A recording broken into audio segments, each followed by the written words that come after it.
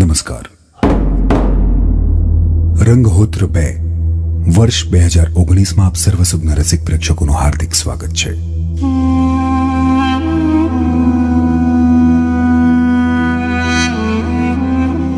આ નાટક, આ મંચન કોઈ પણ વ્યક્તિ, ધર્મ કે સમુદાયની ભાવનાઓને ઠેસ પહોંચાડવાનો ઈરાદો નથી રાખતું. આ નાટક ઐતિહાસિક પૃષ્ઠો પરથી આબેહૂબ વર્ણન કરવાનો અમારો એક નમ્ર પ્રયાસ છે. તો પ્રસ્તુત છે મયુર મોન્ટુ થિયેટર પીપલ સુરત પ્રસ્તુતિ, મયુર ભાવસાર લિખિત, મોન્ટુ મકવાણા દિગ્દર્શિત સોરઠના ખમીરવંતા રાજપૂતની વીર ગાથા, વીર હમીરજી.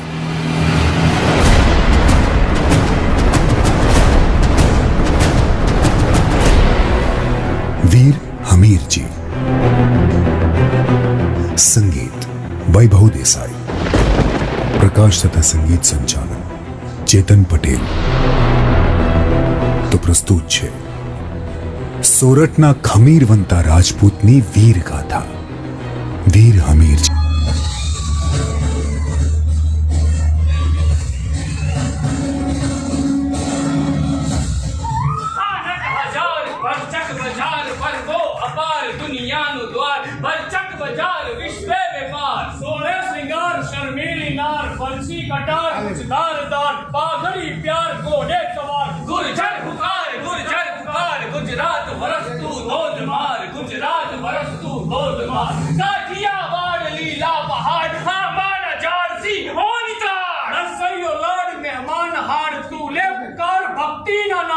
સૌરાષ્ટ્રને વંદન વાર વાર, સૌરાષ્ટ્રને વંદન વાર વાર.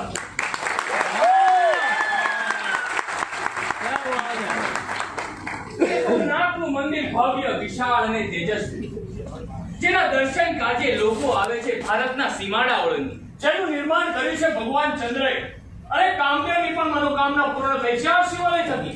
શિવ ભક્ત રાવણે પણ જેનો કર્યો છે જીર્ણોદ્ધાર, અને પૂજા અર્ચના કરી ભગવાન શ્રી કૃષ્ણએ પણ કર્યો છે પુનરુત્થાન. એવા સોમનાથના પટાંગણમાં જામ્યો છે ઉત્સવનો મેળો. અરે લાગ્યો છે કસુંબીનો રંગ, અરે જામ્યો છે કસુંબીનો રંગ.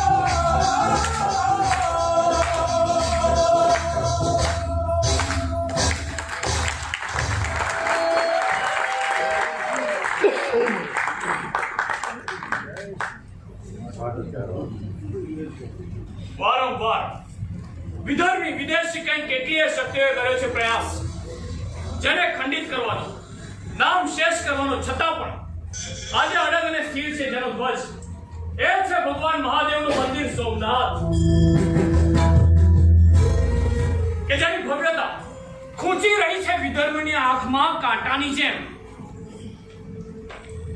પણ આજે વાત કરવી છે ભારત વર્ષના એ સમયની, જ્યારે દિલ્હીની ગાદી પર હતું મોહમ્મદ તુગલકનું શાસન અને ગુજરાત પર મોહમ્મદ બેગડાનું, જેનો સુબો છે ઝફર ખાન. ઝફર ખાનને શમસુદ્દીનની જગ્યાએ ગુજરાત પર પોતાની હુકુમતને કાયમ રાખવા માટે બેસાડ્યું છે બેગડાએ. પણ ઝફર ખાન તો છે બેગડા કરતાય કંઈ કેટલોય ક્રૂર, વૈશી, દરિંદો અને કટ્ટર હિન્દુ વિરોધી માણસ. માણસ નહીં, શૈતાન. જ્યાંથી નથી રહ્યો બેગડાનો સુબો, પણ બની બેઠો છે ગુજરાતનો બાદશાહ.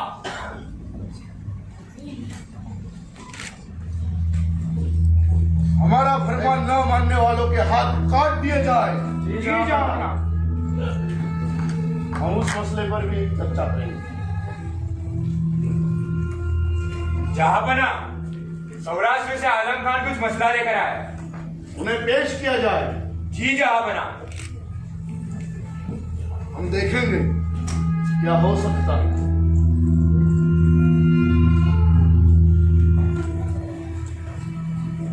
आपकी खिदमत में गुलाम हाजिर है सुल्तान गुजरात। कहिए आलम खान, क्या आप समाचार लाए हैं गुजरात से? जहां बना सौराष्ट्र के लोगों ने आपके हुक्म की तौहीन की है। तौहीन? हाँ जहांपना, आपका हुक्म फरमान था कि कोई हिंदू इकट्ठा ना हो, अमन और शांति के लिए दिवाली, नवरात्रि जैसे कोई भी त्योहार न मनाया जाए। बहुत ही दर्दनाक हश्र किया रसूल खान और उनके साथियों का। पर क्यों? सौराष्ट्र में शिवरात्रि का मेला लगा, आपके हुक्म के बावजूद भी लोग त्योहार मनाए। बहुत ही बड़ी तादाद में लोग इकट्ठा हुए, हिंदुओं जश्न मना रहे। रसूल खान तो आपके हुक्म का पालन करवा ही रहा था। कुछ लोगों ने माना लेकिन कुछ लोगों ने नहीं माना। तब रसूल खान और उसके साथियों ने उन सारे लोगों को मार पीट कर वहां से भगा दिया। थोड़ी देर में तो वो मेले की जगह खाली हो गई जहां बना। तब रसूल खान वहां से निकल ही रहा था कि कुछ लोगों ने उसे घेर कर उस पर हमला बोल दिया। उन नापाक हिंदुओं ने उन रसूल खान और उसके साथियों को बेरहमी से मार दिया। एक को भी नहीं छोड़ा। वो हिंदू वो जश्न मनाते रहे। हर हर महादेव की गूंज सारे आलम में गूंज उठी। बना ये नापाक हिंदू आपके शाही फरमान होने के बावजूद भी देवी पूजा और मूर्ति पूजा करते हैं। ये हमें कतई पसंद नहीं। आप शायद भूल रहे हैं सुल्तान आलम, आपको पता नहीं कि शमसुद्दीन की जगह पे हिंदुस्तान की हुकूमत के मुतम्मल रखने के लिए आपको यहाँ पे बिठाया है। और सोचिए सोचिए अगर आपकी हुकूमत हिल गई तो। मैं जफर खान हूँ, कोई शमसुद्दीन नहीं जो जूनागढ़ जैसे दरबारों के आगे हार जाऊं और वापस लौट जाऊं। मुझे अच्छी तरह से पता है इन नापाक हिंदुओं को किस तरह से काबू में लेना है। तो फिर कुछ पूछिए जहांपना, नहीं तो कहीं आपको कोई मुकम्मल कदम उठाना होगा। इस सोरठ मेरे दिल में कांटे की तरह चुभ रहा है।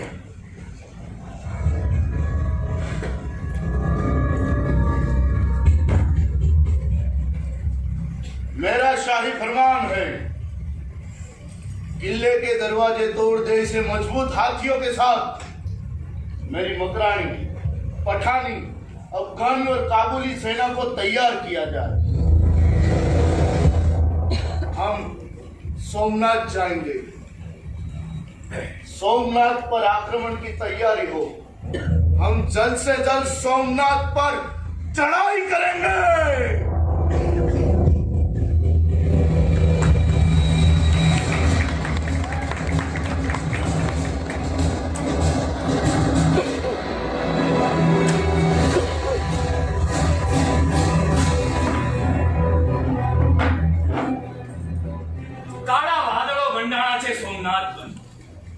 અને બીજી બાજુ લેવાઈ રહ્યા છે લાઠી ગામે લગ્ન.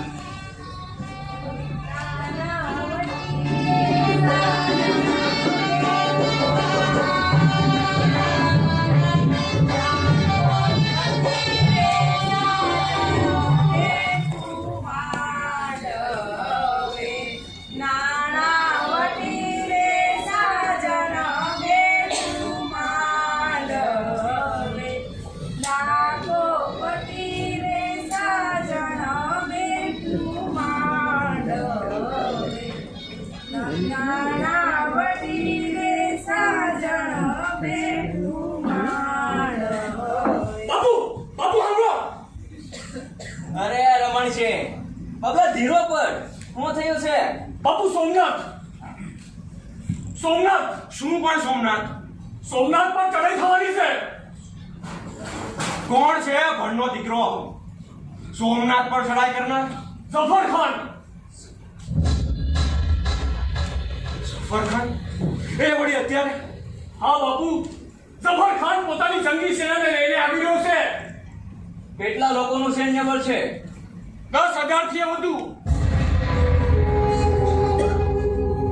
જેમાં કાબુલી, બકરાની, અફઘાની અને પઠાણી સામ્રાજ્યો અને કિલ્લાની દિવાલો તોડી નાખે તેવા મજબૂત હાથી અને ઘુડસવારો પણ છે બાપુ.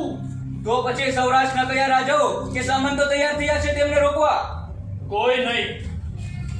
આ વિનાશકારી પ્રલયને રોકવા પાણ કે બંધ બાંધવા કોઈ રાજી નથી.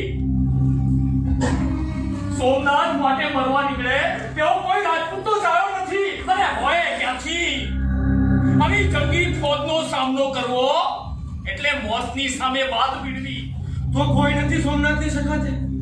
શું સોમનાથ ફરી લૂંટાશે? અને લજ્જા છે રાજપૂતના ભય પર. મહાદેવ પર રાજપૂતતા દેખાતા વિધર્મીઓની ફોજ થશે. શું રાજપૂતી મળી પડવાની છે? અરે રાજપૂતો તો પાર વિનાના છે બાપુ, પણ આ સોમનાથની સખાતે જાય તેવો કોઈ દેખાતો નથી. આ કોઈ થોડો શિકાર કરવો છે. જબર ફોજની સામે શંકરની સખાતે જવાનું છે. કોઈ જ તૈયાર નથી.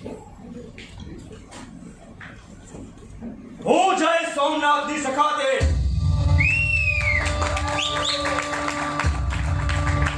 રાજપૂતમાં હજી રાજપૂતાઈ બાકી છે. પણ બેટા આ સમય તારા લગ્ન સોમનાથ દાદાને મારી જરૂર હોય ને હું અહીંયા લગ્ન કરું તો મારું રાજપૂતી લોહી લાજે.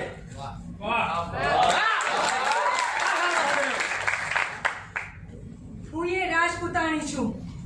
ધીંગાણે જાવ એનો વાંધો નથી, પણ પીઠ બતાવીને કાયમની જેમ પાછા ના આવતા. ગતિ થાશો તો હું હસતા મુખે સતી થઈ જઈશ, પણ જો પીઠ બતાવીને પાછા આવ્યા તો હું તમને નહીં સ્વીકારું.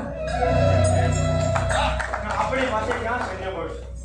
કોઈ આવે કે ના આવે મારી સાથે, પણ હું જઈશ સોમનાથની સખાતે.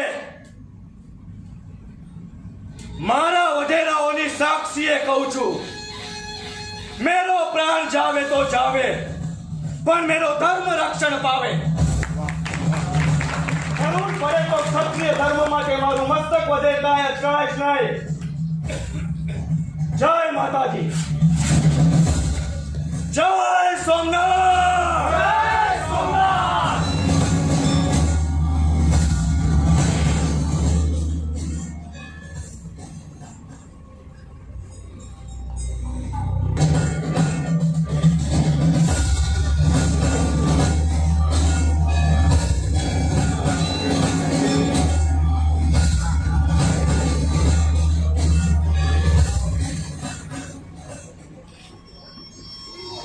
અમીરસિંહ ગોહિલ નીકળી તો ગયો છે પોતાના 200 ભાઈ બહેનોની હારે સોમનાથ દાદાની સખાતે.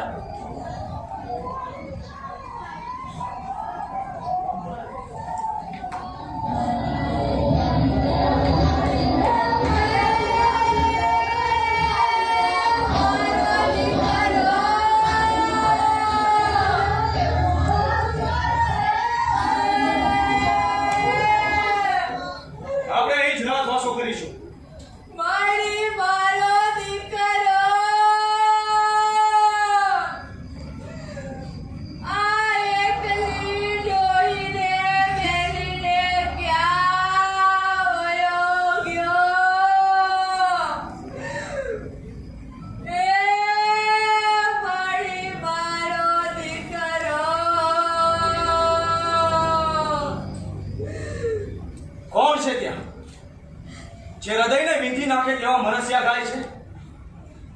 તમારું મન અને મગજને અસ્વસ્થ કરી રહ્યા છે. હું કહું છું, બહાર આવો. કોણ છે ભાઈ જે મારા મરસિયા સાંભળીને આટલા બધા વ્યાકુળ થઈ ગયા છે? હું હમીરસિંહ ગોહિલ. અમીરસિંહ ગોહિલ, તું જ ને જે સોમનાથની સખાતે નીકળ્યો છે? હા માડી, પણ તમે કેમ આવા આક્રંદ ભરેલા મરસિયા ગાઓ છો? મારો જુવાનસો દીકરાને 15 દી પહેલા જ મોત ભરખી ગયું છે, પણ તારી વીરતા સાહસ જોયા ને મને મારું હંધુય દુઃખ ભૂલાઈ ગયું. દીકરા, મારે તને કાંઈક આપવું છે, પણ હું આપું? મારી પાસે અટાણે કાંઈ નથી. મારો દીકરો જીવતો હોત ને તો એને પણ તારી હારે સોમનાથની સખાતે મોકલત, પણ હવે એ નથી જો. એ મારો દીકરો. માડી, તમારે મને કંઈ આપવું જોઈએ તો બોલ. એક દીકરાની ઈચ્છા માં પૂરી નહીં કરે તો બીજું કોણ કરશે? મારી એવી ઈચ્છા છે કે તમે મારા નામના મરસિયા ગાઓ. બાપુ, તમે આ શું બોલો છો? તમને ભાન છે? જીવતા જીવત તમારા નામના મરસિયા ગાવને તો મને નરકમાં જગ્યા ન મળે. બાપુ, આવા પાપમાં મને નો નાખો. મેં તો ક્યારનોય મારી મોત સાથે સંબંધ બાંધી લીધો છે. મારા માટે જીવંત હું કે મોત હું. માડી, ફરી એક વાર તમને હું વિનંતી કરું છું, તમે તમારા દીકરાની વાત નહીં માનો? ભલે, પણ દીકરા, તારે પણ મારી એક વાત માનવી પડશે. કહો માડી. દીકરા, મીંડળ બાંધેલા હાથે તું લગ્ન મંડપમાંથી આવ્યો છે, અને જો પરણ્યા વગર તારું મૃત્યુ થાય ને તો તને મોક્ષ નહીં મળે. તારો વંશવેલો આગળ નહીં વધે. તારી વીરતાને અકબંધ રાખવા તું મારું કયું માનજે. લગ્ન કરી લેજે દીકરા.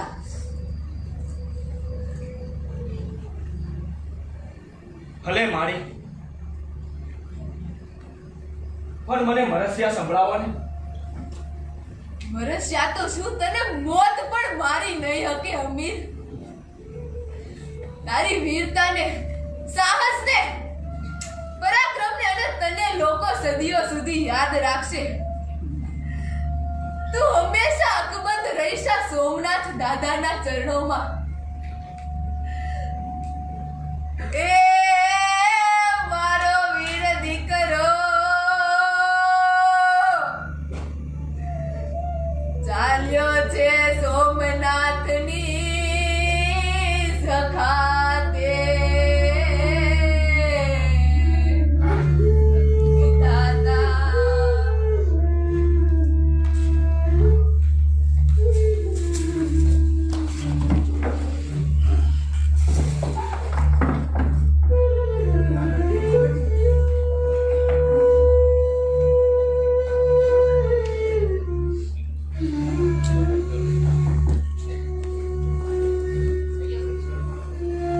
છેક લાઠીથી નીકળ્યો છે વીર અને પહોંચ્યો છે ગીરના ગાઢ જંગલમાં. અરે ગીરનું જંગલ એટલે સિંહનું જંગલ, અરે જંગલના રાજાનું જંગલ. જેવા તેવા માણાનું કામ નહીં ગીરના જંગલમાં જાવ, પણ આ તો છે વીર.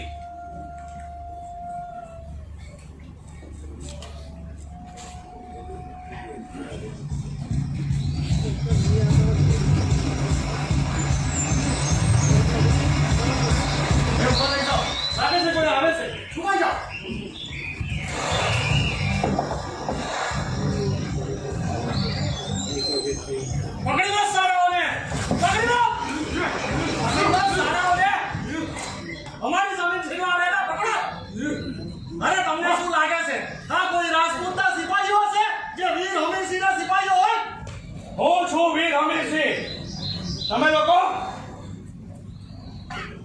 માફ કરશો બાપુ, અમને ઓળખવામાં ભૂલ થઈ. હું આ જંગલનો વેગળો ફીલ. ગીરના તાપને મળીને મને પણ આનંદ થયો. અને હવે અમને રજા આપો. છેક સોમનાથ પહોંચવાનું છે. બાપુ, અમારી સાથે એક રાતવાસો કરો તો. નહીં, સમય રહેતા અમારે પહોંચવાનું છે. બાપુ, એક વાત કેવી છે પણ કેમ કહું? સંકોચ રાખ્યા વગર કહો. બાપુ, દરેક બાપ એમ ઈચ્છે છે કે એની છોકરી એક વીર પુરુષને જન્મે, પરણે. અને તમારા જેવો વીર પુરુષ આ ધરતી પર બીજો કોઈ થયો નથી. પણ જાણું છું બાપુ, એ પણ એક રાજપૂતની દીકરી છે. આજથી 1500 વર્ષ પહેલા જેઠવા કુળનો એક રાજપૂત અહીં લોહી લુહાણ આવી ચડ્યો હતો અને એના હાથમાં હતી એક નાનકડી ફૂલ જેવી દીકરી. અને મરતા મરતા એણે મને વચન આપ્યું હતું કે મારી દીકરીને એક રાજપૂત સાથે જ પરણાવશે. અને આજે સોમનાથ દાદાએ મારી એ ઈચ્છા પૂરી કરી. મેં તો ક્યારનોય મારું મસ્તક સોમનાથ દાદાને અર્પણ કરી દીધું છે. તો પછી હું કઈ રીતે? અને મારી પાસે માત્ર 4 ચોઘડિયાનો સમય રહ્યો છે. બાપુ, તમે ચિંતા ના કરો. મારી દીકરી આ 4 ચોઘડિયામાં જેનો આખો જન્માંતર જીવી લેશે. તો પછી તમારી દીકરી સાથે હું વાત કરી લઈશ બાપુ. રાજવાસોની તૈયારી કરો. બેટા હિરણ, હા બાપુ. દીકરા તારા માટે માંગવું આવ્યું છે. કોણ છે બાપુ?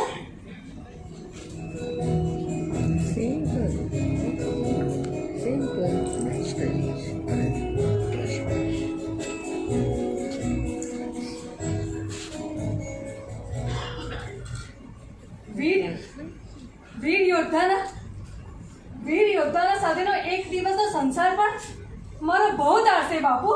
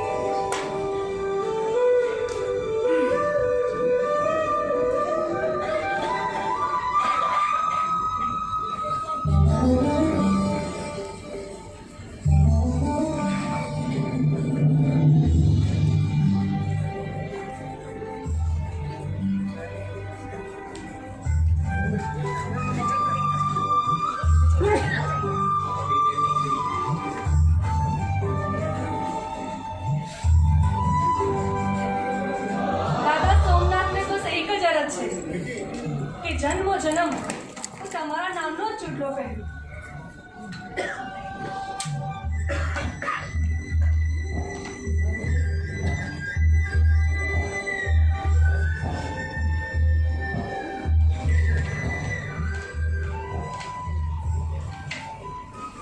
સંસારની પહેલી અને છેલ્લી રાત માણીને નીકળ્યો છે હમીર અને પહોંચ્યો છે સોમનાથ દાદાના મંદિર. શસ્ત્રો ઓછા છે, સૈન્ય બળ ઓછી છે, પણ છતાં યુદ્ધની તૈયારીઓ કરી રહ્યો છે. કારણ આ છે સોરઠનું પાણી.